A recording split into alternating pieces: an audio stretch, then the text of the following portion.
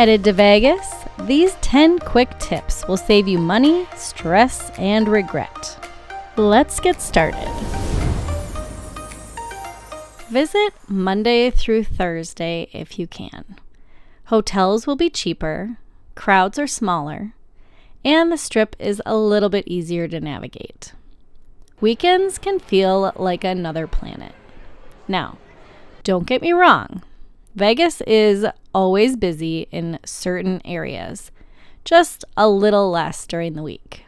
The same hotel room can be under $200 a night on a Wednesday, or it could be up to $1,400 on a night with a large event, or maybe $400 to $500 on a Friday.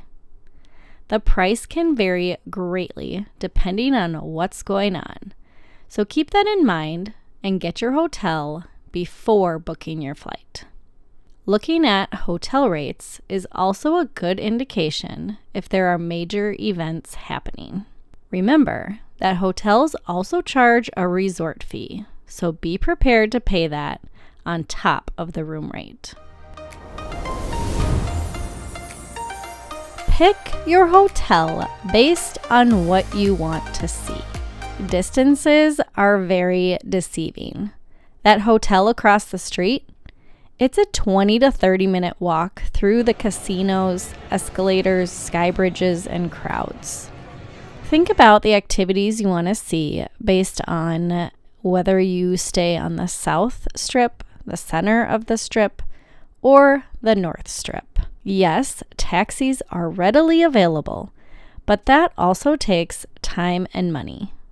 Taxi lines can be long, and traffic can be awful, which could run you more money. As far as coming to the Strip from the airport, use taxis. Prices are fixed by zone. One of the few places where taxi fare is predictable. The nice thing is, the airport is only 15 minutes away. Expect to walk a lot. Getting over 10,000 to 20,000 steps in one day is normal in Vegas. We did 24,000 steps one day and 13,000 another day. I cannot stress enough wearing comfortable shoes. Everything looks close until you realize each casino is the size of a small town. Plus, navigating through them can be a confusing maze. There will be delays, construction, and possible event setups. Expect detours, blocked sidewalks, and reroutes through hotels. There could be a large event like the Formula One Grand Prix or large expos happening. Streets close constantly for events and construction. This may affect certain activities you want to see and do. For example, we were there the weekend before the Grand Prix, and they had many streets and sidewalks closed, including the street view to the fountain show at the Bellagio. Some activities may be closed as well, like the Bellagio Conservatory and Botanical Gardens. Check the website as it does close when changing out the exhibit. They call it the dark days. Also, the Bellagio fountain show only occurs at certain times. So check the website to make sure the fountain is going so you're not sitting there waiting for hours. Bring earplugs. Vegas does not sleep. There will be people in the hallways, thin walls, nightlife. You'll hear it. Earplugs changed my entire trip. Getting a good night's sleep will make your trip a whole lot more enjoyable.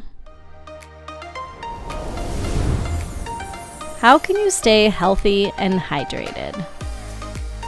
If you're sensitive to cigarette smoke, avoid walking through casinos unnecessarily. Try to go through shopping areas instead when possible. But you won't be able to avoid it completely, so be prepared. There is one hotel that is smoke-free, the Park MGM. But remember, you won't be at your hotel the entire time. Remember to stay hydrated. Vegas air is extremely dry. You won't notice you're dehydrated until you are. Use chapstick and lotion regularly. One thing I noticed is there aren't many places to sit down. If you find a bench, take advantage of it and take a rest when you can. There were plenty of public restrooms. We never had a problem finding a bathroom. See a show. Vegas does entertainment better than anywhere.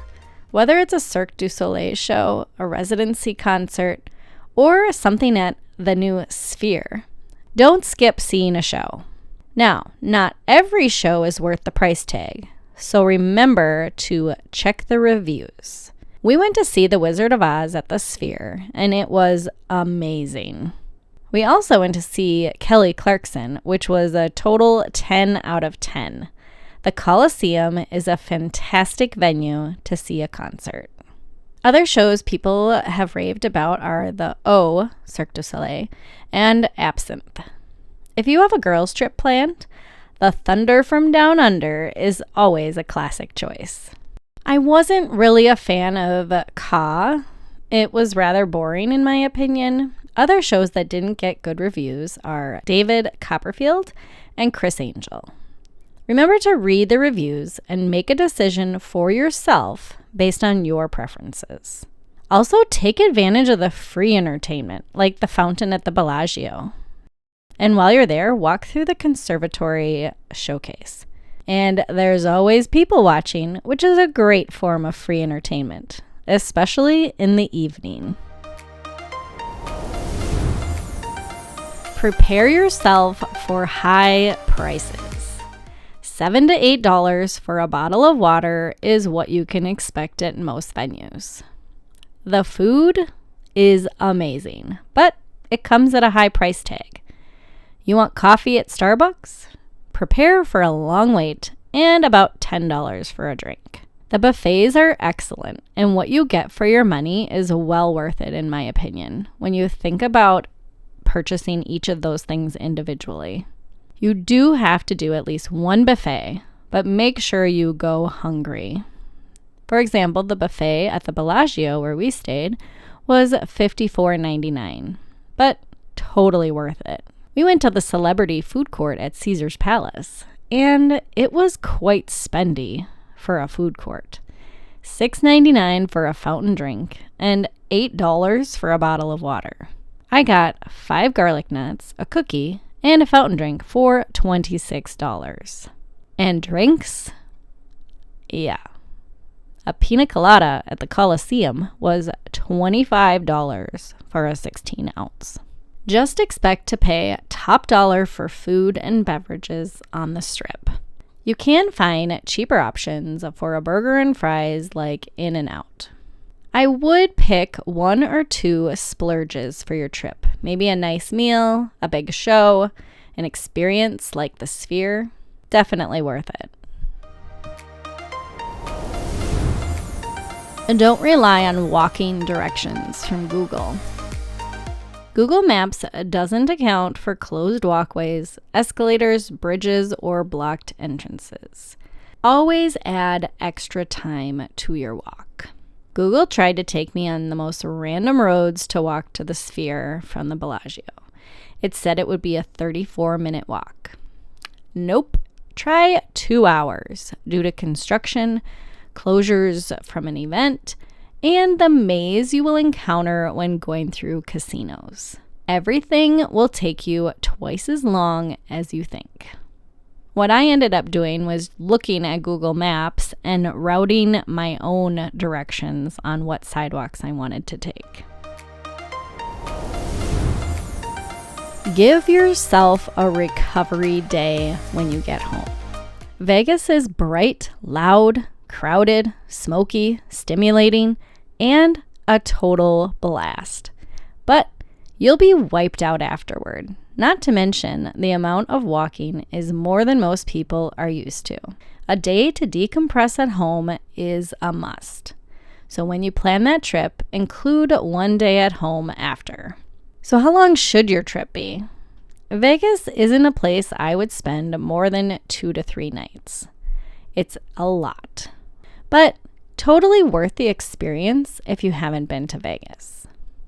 If you found these tips helpful, I would love if you would hit the like, subscribe, or drop a comment. What's your favorite thing about Vegas? What are you hoping to see? Or what's a tip you want others to know? Thanks and happy travels.